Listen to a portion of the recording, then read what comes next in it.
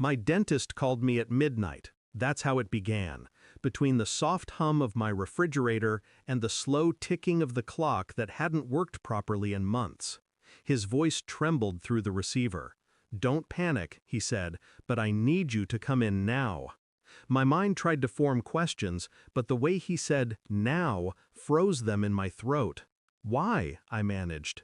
A pause, breath, then, "Your X-rays. I found something that shouldn't be there, something someone put in your mouth." Silence stretched thin. I thought it was a joke, a medical error, a nightmare made of static. But there was something in his tone, controlled fear, that made me grab my keys and leave without brushing my teeth. When I arrived, the lights inside the clinic burned too bright. He stood waiting in his white coat, pale, fingers trembling as he pointed at the screen. There it was, a small, dark chip lodged near the back of my jaw. "Not bone, not metal, something foreign," he whispered. "It's not medical." And for the first time in years, I felt something colder than betrayal, recognition. Because I already knew who could have done it. Her name was Claire, my wife. Or what she had been before I started noticing the silences. The careful way she avoided eye contact when I mentioned work. The faint scent of cologne that wasn't mine on her coat. At first I told myself it was stress, marriage fatigue, but the body knows what the mind refuses to admit. I'd caught her once, standing in the hallway, whispering into her phone at 2 a.m. When I entered, she smiled, too easily. "Just work stuff," she said. "This late? You wouldn't understand." And she was right. I didn't, not then. But standing in that sterile room, staring at the X-ray, I understood everything. She had been with someone else, someone who knew me better than I thought anyone did.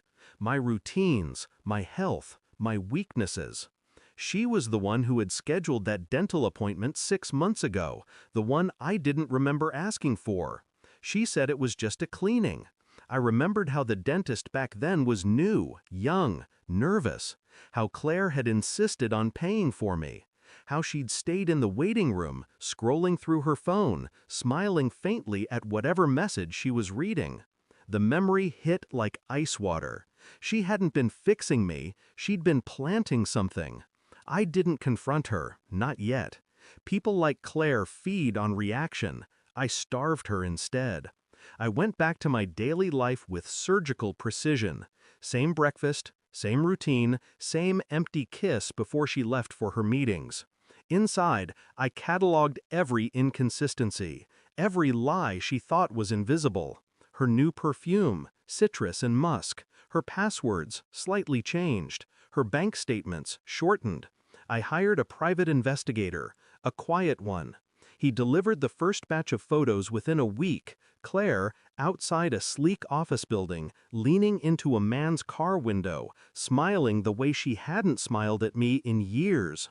The man's face was familiar, my colleague, Daniel, the one who'd invited us to his wedding 2 summers ago.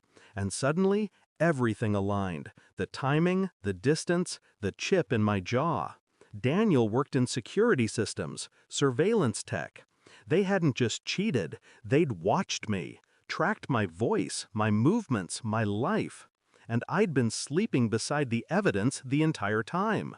When the investigator brought me proof, a recording, a message thread, I didn't feel anger, just clarity.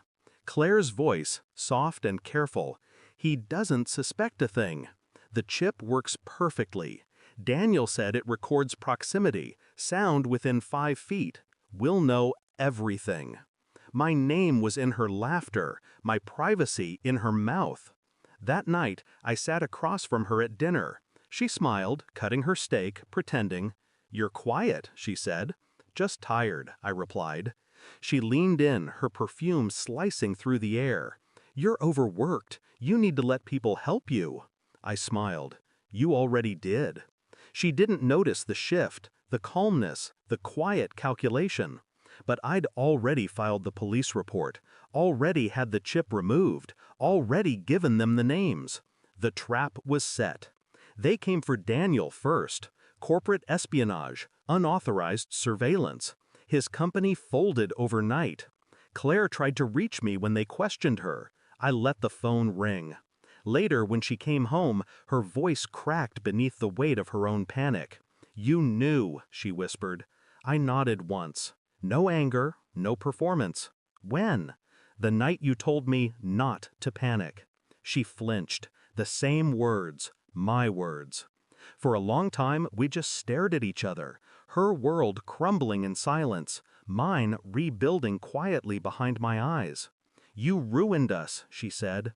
"No," I said, standing. "You recorded it." And I left her there, at the table, surrounded by the remains of a dinner she'd never finish. The clinic feels different now, quieter. I still see the ghost of that X-ray every time I close my eyes. Sometimes I touch the scar near my jaw where the chip once lived. A reminder of what people do when love rots into strategy. They say betrayal kills trust, but in truth, it births precision.